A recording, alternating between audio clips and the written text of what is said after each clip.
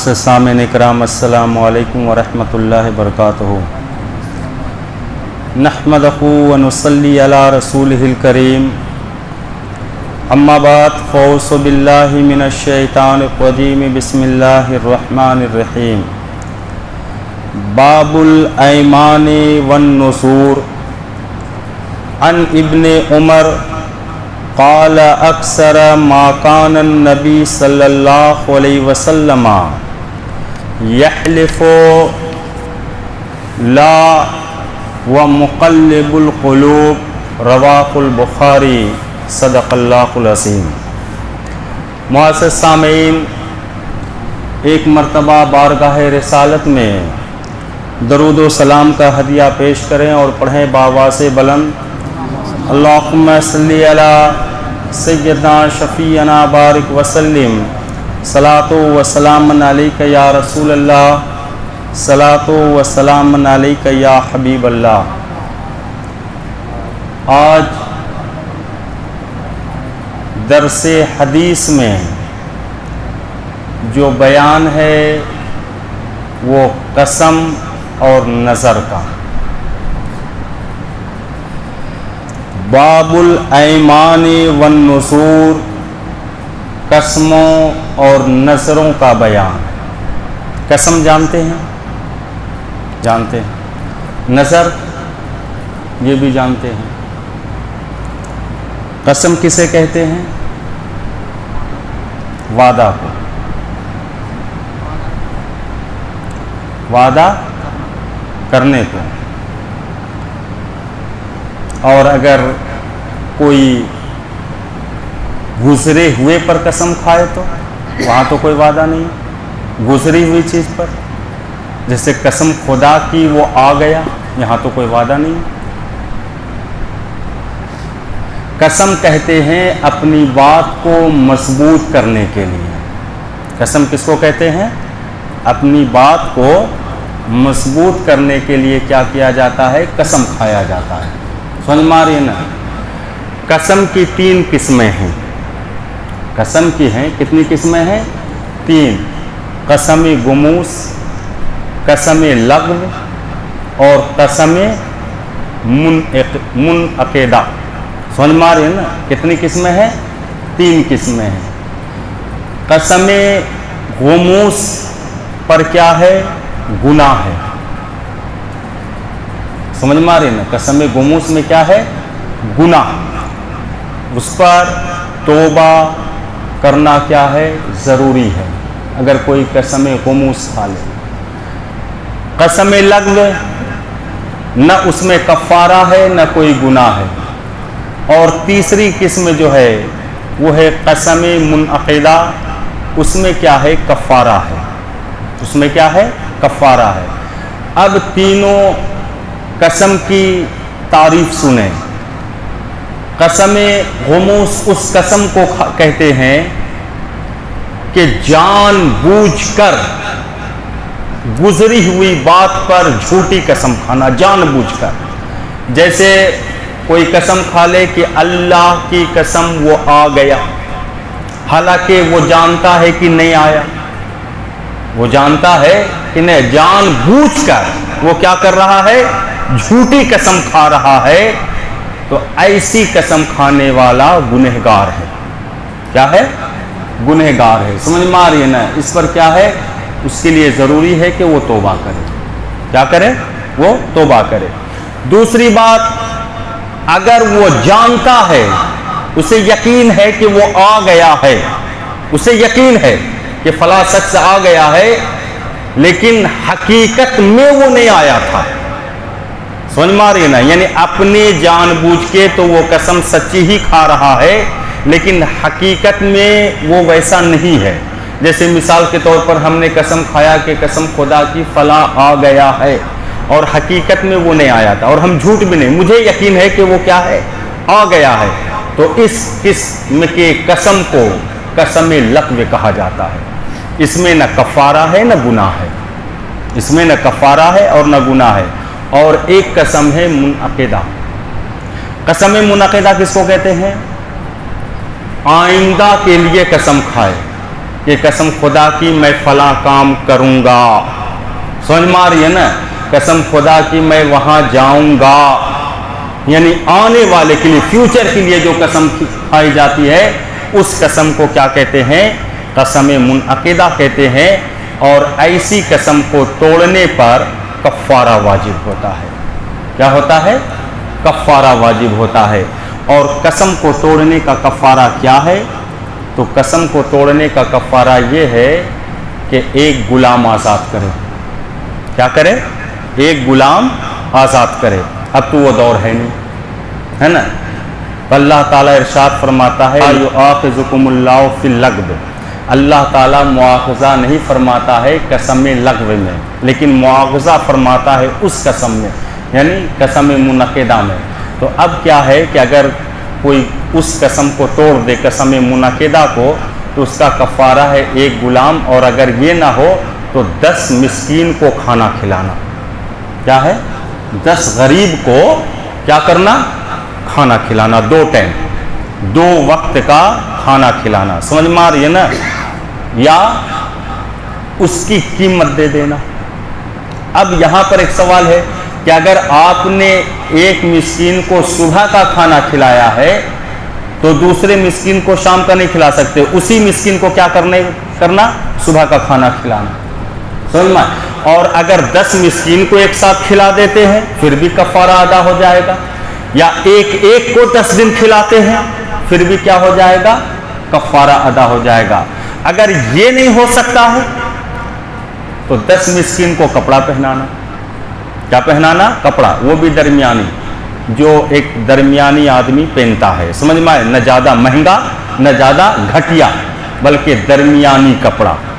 اور اگر آپ یہ بھی نہیں کر سکتے ہیں تو پھر یہ ہے کہ 3 روزے رکھنا۔ کیا کرنا؟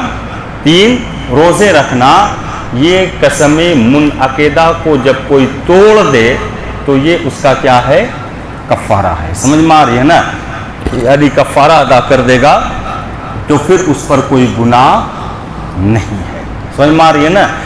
اب منعقدہ سمجھ گئے، آئندہ کے لیے کیا کرنا؟ اپنی بات کو مضبوط کرنا، سمجھ میں آئے نا؟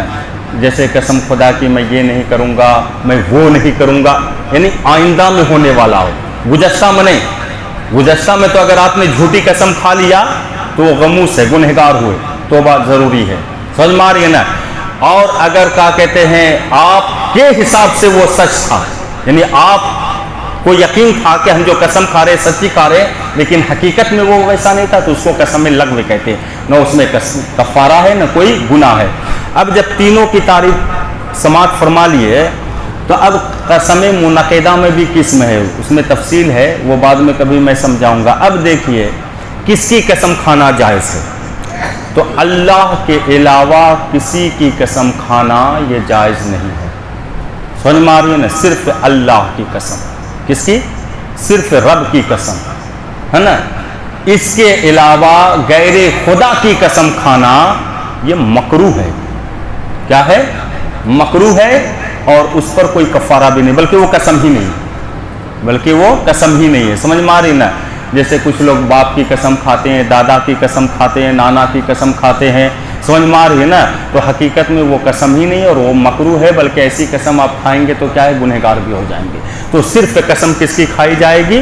اللہ کی۔ اگر کوئی بتوں کی قسم کھا لے، ہے نا، کوئی کیا کر لے، بت کی، ہنسنے کی بات نہیں، یہ ہندوستان ہے، کچھ بھی ہو سکتا ہے، سمجھ میں آ رہی ہے نا؟ کیا ہے؟ اب مثال کے طور پر کوئی کافر وغیرہ سے جاہل لوگ بات کرتے رہتے ہیں اور قسم کھا لیتے ہیں، گنگا کی قسم، یہ قسم، سمجھ میں آ رہی نا؟ تو اگر جان بوجھ کر وہ قسم کھا لے تو شرک ہے۔ بتوں کی قسم اگر جان بوجھ کر کھا لے تو کیا ہے؟ شرک ہے، سمجھ میں آ رہی نا؟ اور بھول سے کھا لے، منہ سے نکل گیا، تو اس پر توبہ ضروری ہے، اور فوراً کیا کرے؟ کلمہ پڑھ لے، فوراً وہ کیا کر لے؟ کلمہ پڑھ لے، سمجھ میں آ رہی ہے نا؟ تو قسم کے بارے میں جان گئے، ہے نا؟ اور یہ نہیں کہ ہر بات پر ہم کیا کرتے رہیں؟ قسم کھاتے رہیں۔ آج کل جو لوگوں کا تکیہ کلام بن گیا ہے، قسم خدا کی وہ آیا، قسم خدا کی یہ آیا، جتنا کم ہو قسم کھائیں، قسم کھانے میں کیا کریں؟ کمی کریں، سمجھ میں آ رہی ہے نا؟ زیادہ قسم نہ کھائیں۔ تو پہلے قسم کے متعلق حدیث دیکھ لیں، اس کے بعد انشاءاللہ تعالی نظر کے متعلق آئے گا۔ عن ابن عمر، یہ روایت حضرت عبداللہ ابن عمر رضی اللہ تعالی عنہ سے ہے، قال، وہ فرماتے ہیں، اکثر ما کان النبی صلی اللہ علیہ وسلم یحلف لا ومقلب القلوب، کہ اللہ کے حبیب صلی اللہ علیہ وسلم اکثر زیادہ تر جو آپ قسم کھایا کرتے تھے وہ اس طرح قسم کھاتے تھے کہ مقلب القلوب کی قسم، یعنی دلوں کے بدلنے والے کی قسم، سمجھ میں آ رہی نا، دلوں کو تبدیل کرنے والے کی قسم، اور دلوں کے اندر تبدیلی کون لاتا ہے؟ رب کائنات لاتا ہے، سمجھ میں آ رہی ہے نا، اللہ تعالیٰ لاتا ہے۔ تو نبی اکرم صلی اللہ علیہ وسلم اکثر یہی کیا کرتے تھے؟ قسم کھایا کرتے تھے، سمجھ میں آ رہی ہے نا۔ ایک بات میں آپ کو بتا دوں کہ اللہ کی بھی قسم کھا سکتے ہیں اور اللہ کی صفات کی بھی قسم کھا سکتے ہیں، سمجھ میں آ رہی ہے نا۔ جیسے اللہ کے صفات کیا ہے؟ رحمان ہے، رحیم ہے، سمجھ میں آ رہی ہے نا، کریم ہے، سمجھ میں آئی، تو ان کی بھی قسم کھا سکتے ہیں، جیسے اللہ کی قسم، اسی طرح رحمان کی قسم، رحیم کی قسم، بلکہ قرآن کی قسم بھی کھا سکتے ہیں، سمجھ میں آ رہی نہیں، اس لیے کہ یہ اللہ کا کلام ہے، یہ کیا ہے؟ یہ بھی ایک صفت ہے، سمجھ میں آ رہی ہے نا۔ تو کلام پاک کی بھی ہم کیا کر سکتے ہیں؟ قسم کھا سکتے ہیں، لیکن غیر خدا کی قسم کھانا یہ کیا ہے؟ مکروہ ہے، سمجھ میں آ رہی ہے نا۔ تو صرف اللہ کی قسم ہم کیا کر سکتے ہیں؟ کھا سکتے ہیں۔ اور نبی اکرم صلی اللہ علیہ وسلم زیادہ تر جو قسم کھاتے تھے وہ یہی کھاتے تھے کہ دلوں کے بدلنے والوں کی قسم، سمجھ میں آ رہی ہے نا۔ اور اس حدیث پاک کو مشکات شریف کے علاوہ بخاری شریف میں بھی روایت کیا، امام بخاری نے اپنی بخاری شریف میں بھی اس حدیث کو کیا کیا ہے؟ روایت کیا ہے۔ وَأَنْ أَنَّ رَسُولَ اللَّهِ صَلَّى اللَّهُ عَلَيْهِ وَسَلَّمَ قَالَ إِنَّ اللَّهَ يَنْهَاكُمْ أَن تَحْلَفُوا بِآبَائِكُمْ مَنْ كَانَ حَالِفًا فَلْيَحْلِفْ بِاللَّهِ أَوْ لِيَصْمُتْ۔ اب یہ جو حدیث پاک آ رہی ہے یہ بھی حضرت عبداللہ ابن عمر سے روایت ہے، وہ فرماتے ہیں کہ بے شک نبی اکرم صلی اللہ علیہ وسلم نے ارشاد فرمایا، ان اللہ ینہاکم، کہ بے شک اللہ تعالیٰ تم کو منع فرماتا ہے، ان تحلفوا بآبائکم، کہ تم قسم کھاؤ اپنے باپ دادوں کی، سمجھ میں آ رہی ہے نا۔ عرب میں جو لوگ تھے تو وہ زیادہ تر کیا ہے؟ اپنے باپ دادا کی قسم کھاتے تھے، سمجھ میں آ رہی ہے نا۔ تو آقا فرماتے ہیں کہ رب نے منع فرمایا کہ تم اپنے باپ داداؤں کی قسم نہ کھاؤ، سمجھ میں آ رہی ہے نا۔ کان حالفا فلیحلف باللہ، تو اگر تم کو قسم ہی کھانا ہے، حلف ہی اٹھانا ہے، تو اللہ کی قسم کھاؤ یا خاموش رہو، سمجھ میں آ رہی ہے نا۔ یعنی صرف اور صرف کس کی قسم کھاؤ؟ رب کائنات کی قسم کھاؤ، یا نہ کیا رہو؟ کوئی قسم نہ کھاؤ، چپ رہو، سمجھ میں آ رہی ہے نا۔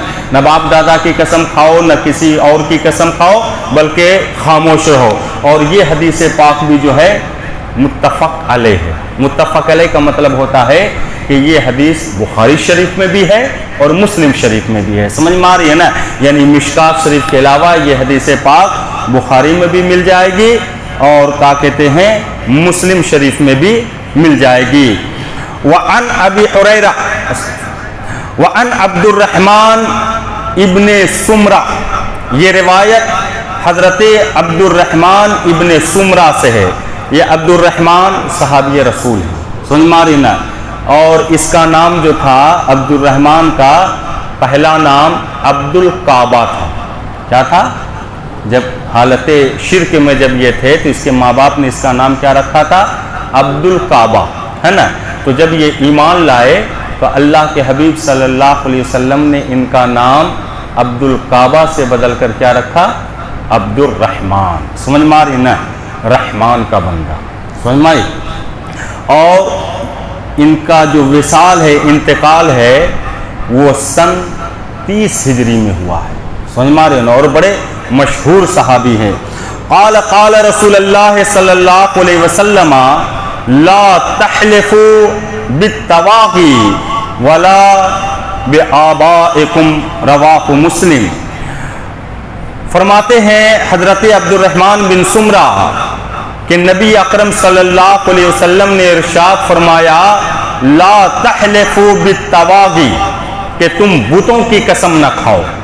समझ मारिए ना, तुम बुतों की, असल में जो कुफारे मक्का वगैरह होते थे वो ज़्यादातर लात और उज़्ज़ा वगैरह की क्या करते थे, कसम खाते थे। समझ में आ रही है ना। तो नबी अकरम सल्लल्लाहु अलैहि वसल्लम ने फरमाया कि किसी भी बुत की कसम न खाओ। जैसा कि मैंने बताया कि अगर जानबूझकर कोई बुत की कसम खाता है वो मुशरिक हो जाएगा। समझ में आ रही है ना। और अगर कोई भूल से क्या कहते कसम खा ले तो वो तौबा करे और कलमा पढ़ ले। समझ में आ रही है। इसलिए कि कलमा जो है ये गुनाहों को मिटा देता है, वो भूल चूक में जो गुनाह हुआ। लेकिन जानबूझकर अगर कोई खाता है तो मुशरिक होगा, फिर से वो इसको इस्लाम कबूल करना पड़ेगा, और अगर वो शादीशुदा है तो फिर से निकाह भी करना पड़ेगा। समझ में आ रही ना। इसलिए कि कोई अगर इस्लाम से निकलता है तो निकाह भी उसका क्या हो जाता है, टूट जाता है। समझ में आ रही है ना, फासिद हो जाता है। तो क्या कहते हैं, आका ने फरमाया कि तुम बुतों की कसम न खाओ और न अपने आबाओ अजदाद की कसम खाओ। और ये हदीस पाक को रिवायत किया है इमाम मुस्लिम ने, यानी मिशकात शरीफ के अलावा ये हदीस पाक आपको मुस्लिम शरीफ में भी क्या है, मिल जाएगा। अब जो हदीस पाक आ रही है उसमें थोड़ा तफसील है, लंबा है, इंशाअल्लाह ताला उसको मैं आइंदा 4 जुम्मा को बयान करूँगा। अल्लाहुम्मा सल्ली अला सय्यदना शफीअना बारिक वसल्लिम सलातो व सलामन अलैका या रसूल अल्लाह। बारगाह इलाही में दुआ है कि मौला ताला हम सबको एक और नेक बना, मौला ताला हम सबको सिराते मुस्तकीम पर चला, मौला ताला हम सबका खात्मा ईमान पर फरमा। इन्नल्लाह व मलाइकतहु यसल्लूना अलन नबी या अय्युहल्लज़ीना आमनू सल्लु अलैहि व सल्लिमू तस्लीमा। अल्लाहुम्मा सल्ली अला सय्यदना शफीअना बारिक व सल्लिम सलातो व सलामन अलैका या रसूल अल्लाह। सुब्हान रब्बिका रब्बिल इज़्ज़ति अम्मा यसिफून व सलामुन अलल मुरसलीन वल्हम्दुलिल्लाह।